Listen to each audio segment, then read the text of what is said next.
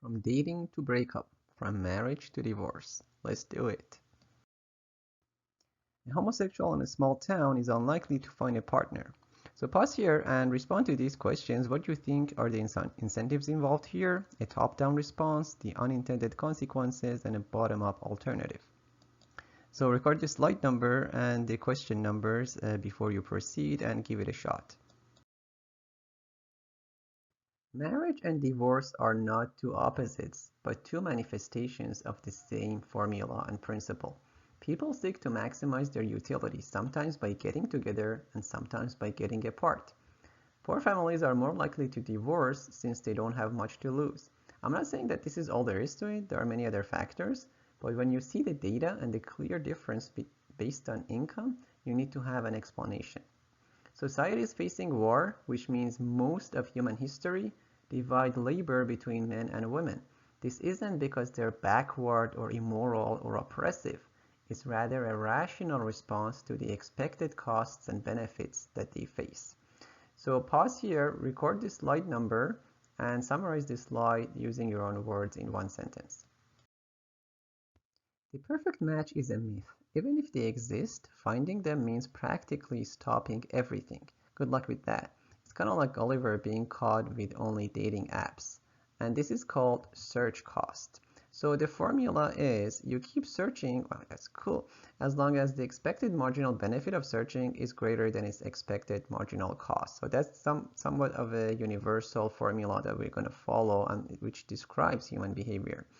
Now consider these decisions. Spend one more minute on Tinder, post one more pic, swipe one more chick, or have a follow-up date. Okay, the chick was just for the rhyme, sorry. Now someone may say, why not? You have nothing to lose. It doesn't hurt. But all that is the free lunch fallacy. You should do it if the expected benefit of that one more minute or swipe or date is greater than its expected cost. Notice that this one more is kind of important here. One more means marginal. So you might want to write that down. There is also a trade-off between qualities. If we insist on the looks of our partner as a top priority, we are letting go of their character. That receives a lower priority.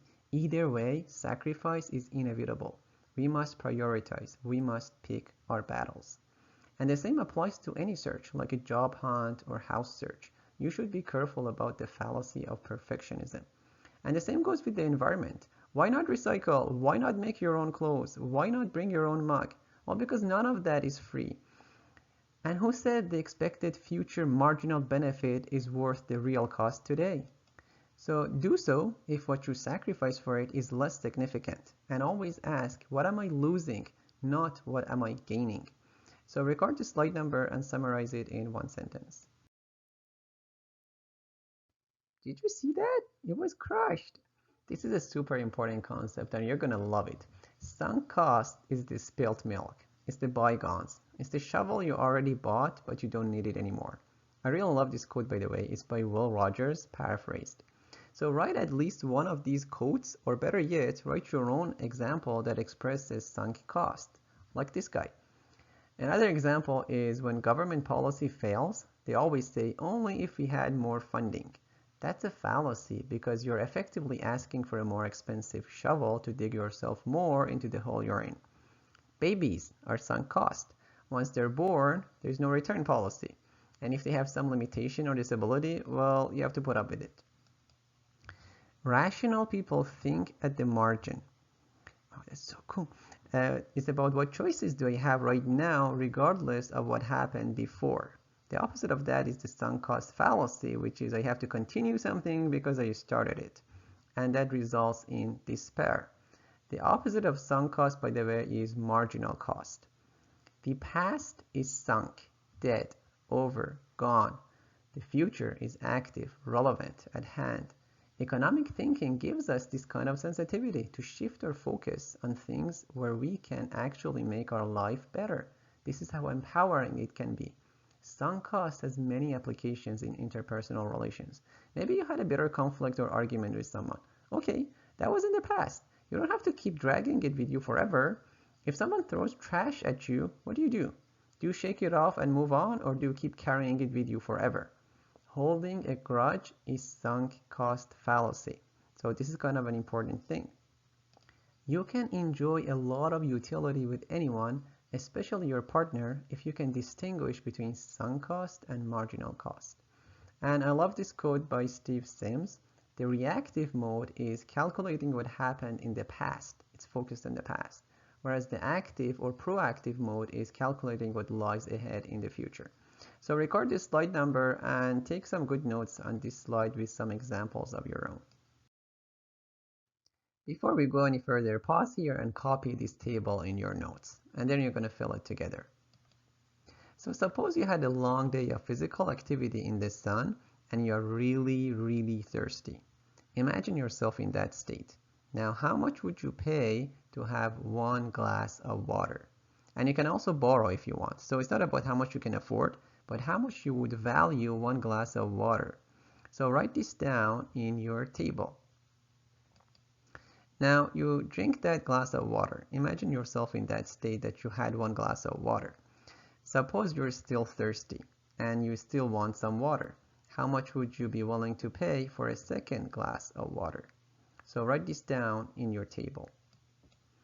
And then suppose you're still thirsty after the second one and you want more water. What is your willingness to pay for a third glass of water? So write that in your table. Your numbers may vary. There is no right or wrong answer, but notice the trend. What happens to your willingness to pay for water as you drink more and more of it? At some point, you might be like, oh, geez, I don't want any more water, even if it's free, right? This is your marginal value of water. And the same applies to literally any good or service. Imagine your favorite movie. How much did you enjoy it the first time you watched it, or the first time you absorbed it fully? And how much would you enjoy it if you watch it a second time, a fifth time, a 50th time? What happens to your utility? We are going to do a simple graph here, but it has numbers. So if you have graph paper, then use it. Otherwise, use a ruler. So for marginal utility, use marginal value as a measure of it, and the quantity is the glasses of water that you had. You can approximate the numbers. They don't have to be exact. The important thing is whether your curve goes uphill or downhill, and at what rate. So pause and do a neat graph for yourself based on your table. Through this mental exercise, you just derived and demonstrated a very important and universal law in economics called the law of diminishing marginal utility. Remember, utility means happiness and satisfaction, and marginal means additional, right? So marginal utility of a service is how much your utility increases when you have one more unit of it, right? In this context, it's the same as marginal benefit. It depends on how much you already have, and the first unit of something gives you more utility than the 100th unit. So the law says that the more you consume something, each extra unit of it will add less and less to your utility. So pause here, make sure you have a good table and a good graph, and summarize some of the notes.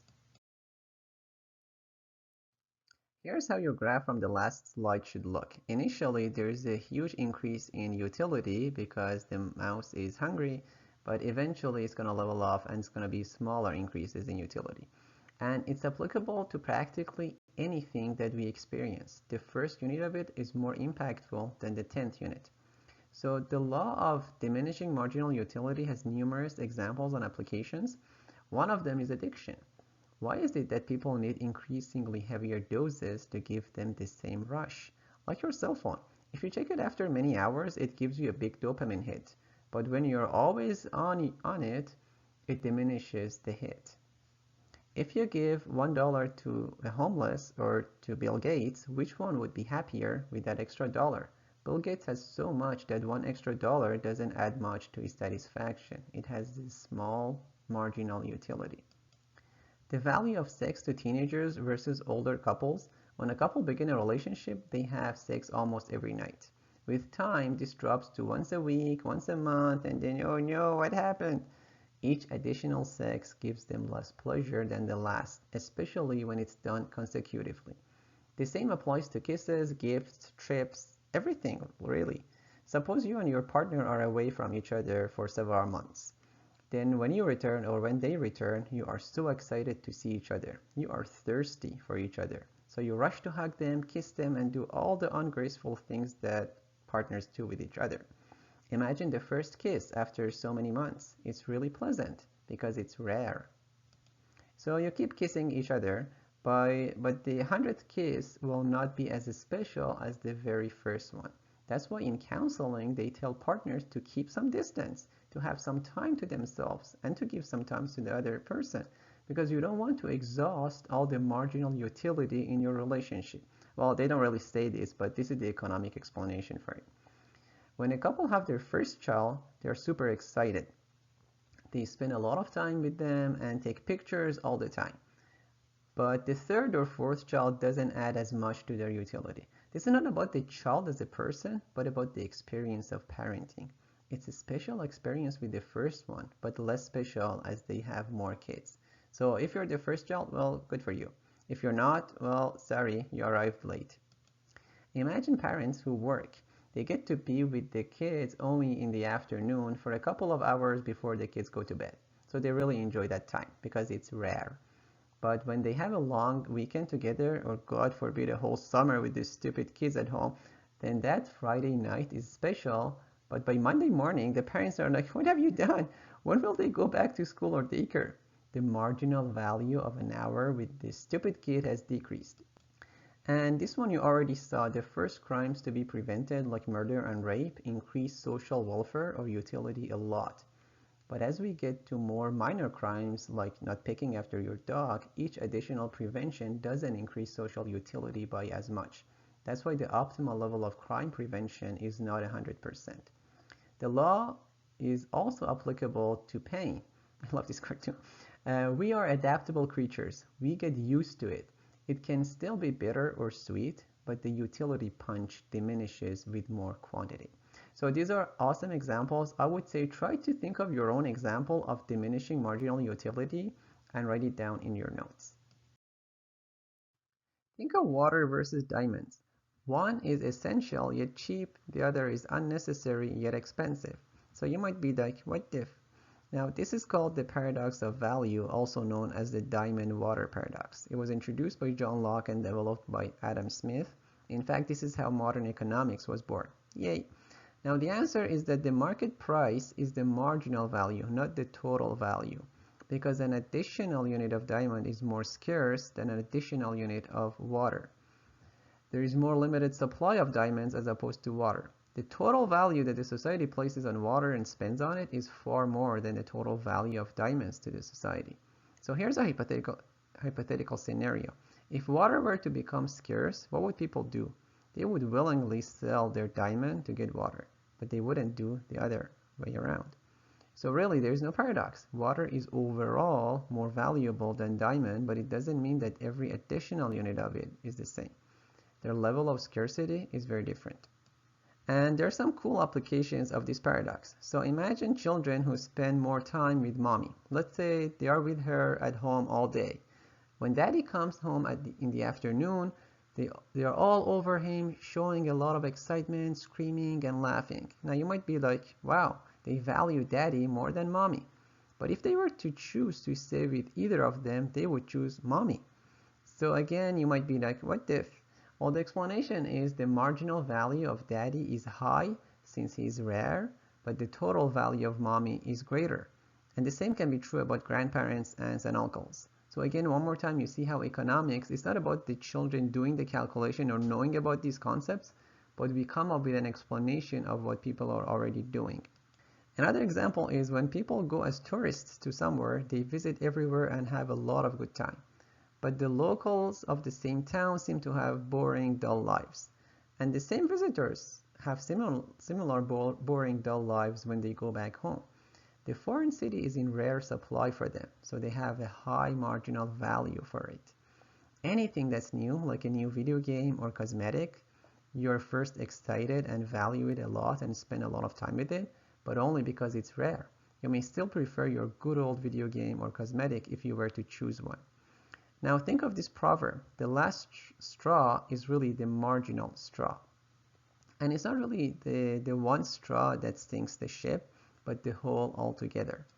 So the moral of all this mess, and you might want to write it down, is that the total value of something can be significant, whereas the marginal value of it is insignificant, like the case of water, or vice versa, like the case of diamonds. The distinction between marginal and total is very useful in everyday life and can help our relationships a lot. So sometimes you see a person getting angry with their parents or getting mad at their child. If you look at the reason, it's always something trivial, something stupid. It's not because the person is evil. They're rational, and we would do the same thing in their position. That trivial event is only a trigger.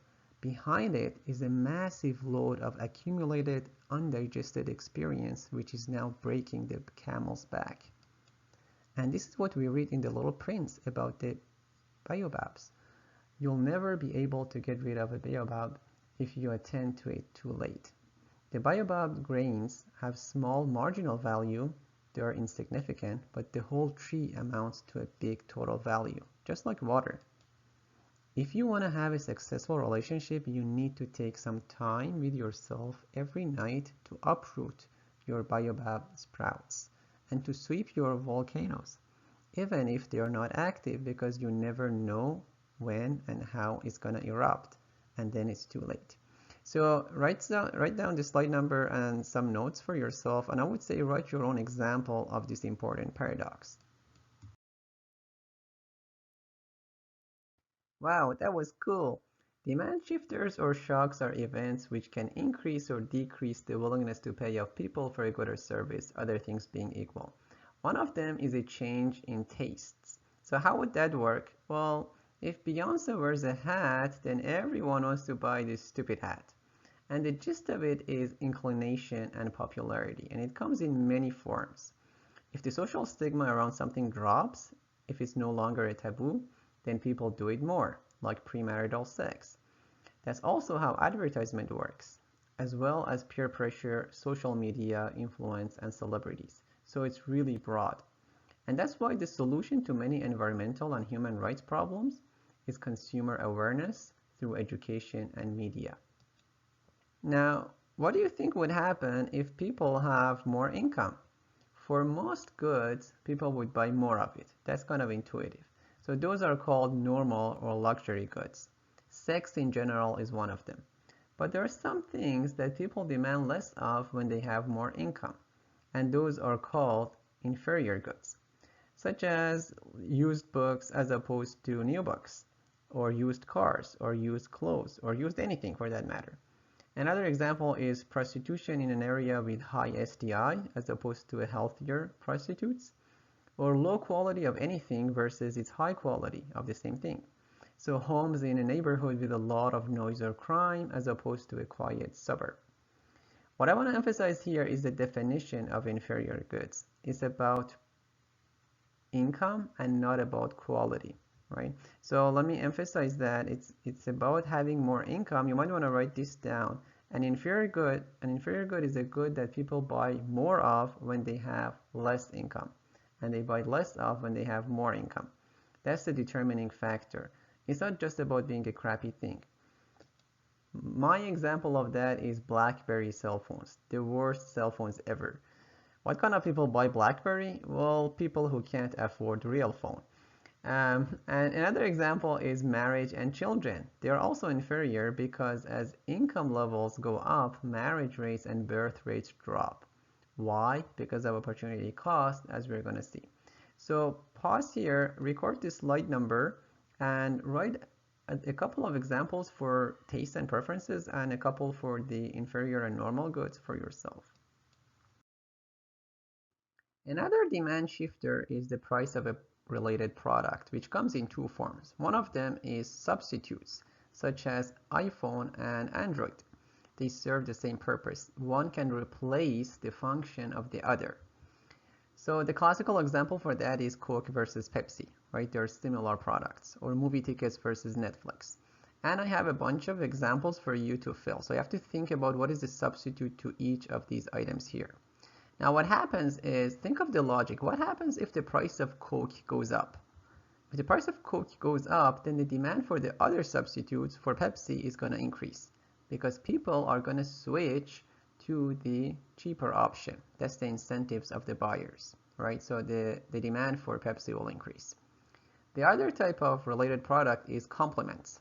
So these are two products that are consumed as a package, right?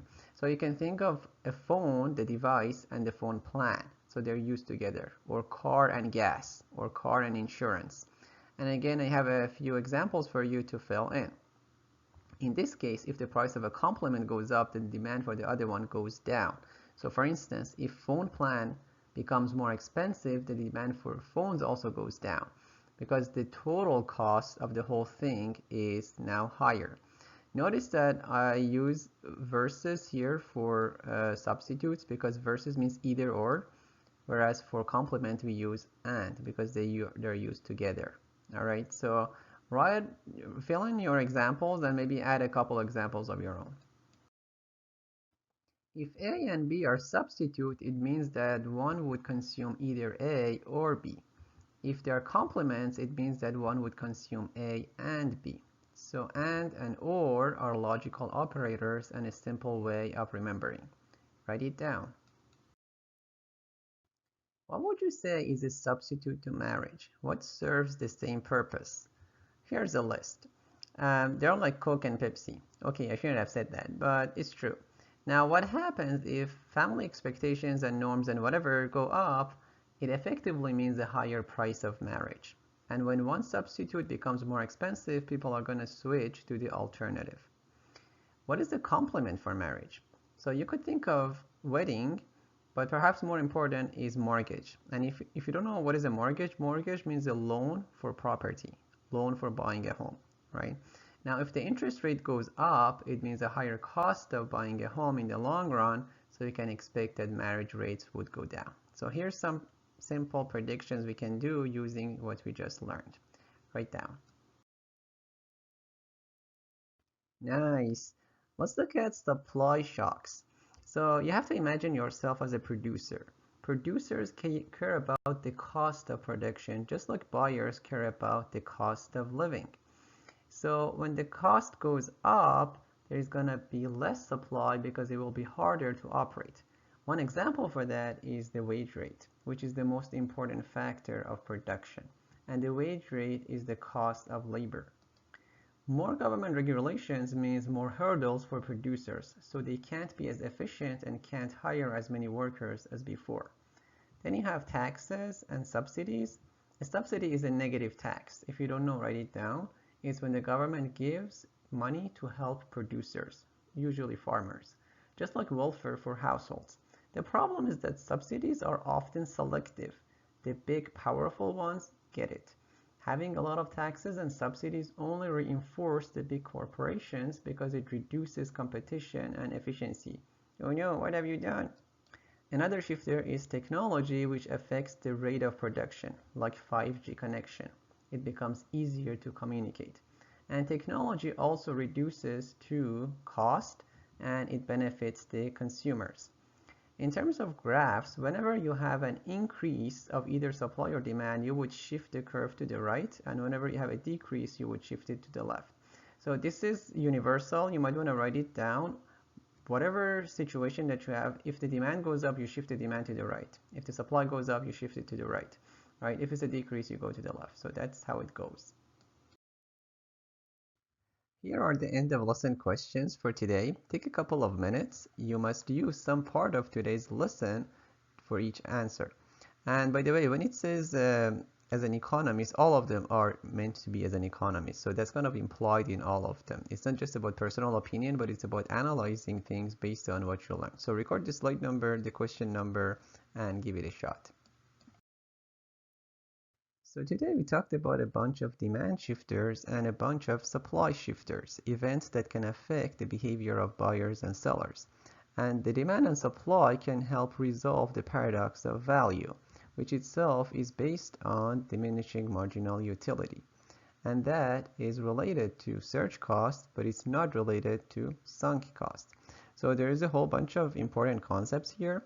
I would emphasize diminishing marginal utility as well as sunk cost. And what I would say is try to do your own concept map and try to personalize it as much as you can. So there's a bunch of shifters that I didn't cover here, so you can easily add them. The more you make it special to yourself, the more you will learn. It's also a very good idea to write an example of each concept for yourself. Let's revisit our initial questions. How would you answer these and analyze this behavior given what you learned today? So pause once again and write your answers now, trying to update what you had from before. Again, I'm going to show you a sample answer, but make sure you give it a try before you're seeing the sample answer. So what a good student wrote is, for the incentives, you could say that there are high search costs because of the shortage and high marginal value due to low quantity. For a top-down response, it could be population laws according to sexual distribution, or a bursary as a subsidy. But that is going to require taxing others, and it may create incentive to lie and cheating. And the bottom-up realization is that they'll move to an urban area if their expected marginal benefit is high enough and the place of one's birth is a sunk cost. Have a great day.